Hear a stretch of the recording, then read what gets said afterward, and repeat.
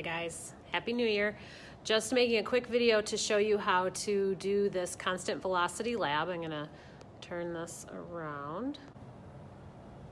Okay, so there's equipment set up in the room. I'm taping this before winter break. So when you get back, it'll be set up, but I will not be here. So you'll have to just see how the setup is in your room. But there will be an air track, which is living up on top of that cabinet right now. There will be a dune buggy.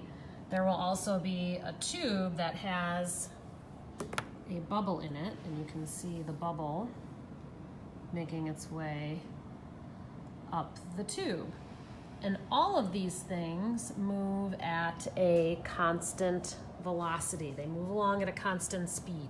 They don't accelerate on the way up. They don't slow down at the end. They move at a constant speed. So your objective is going to be to figure out how fast, for example, this buggy is moving. Now, I want you to discuss with your lab group what are the ways that you can figure out how fast an object is moving, and what would be some good lab techniques for figuring that out. For example, here on the floor, if we were going to measure the time it takes for this buggy to, let's say, go all the way across this classroom, what would be a good idea as far as collecting those times? Should you just take one time at the end? Should you take time measurements every time it crosses another tile? Should you get a meter stick out and measure some certain distances to collect times at? That is up to you and your lab group.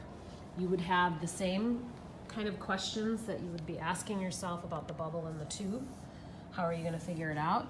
Lucky for you, there are some markings on this tube already that you can use. They're a little worn, but you could certainly get a meter stick out for that as well. And there are markings on the air track as well, which you will see.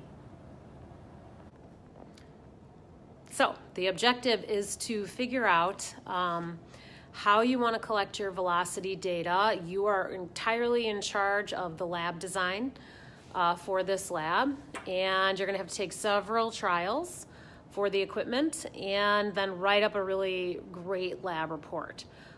So your substitute teacher will tell you where the documents are that you need that will help guide you along, but basically you're on your own for figuring out how fast, whichever item you end up with, how fast it's going. All right, I'll see you when I get back.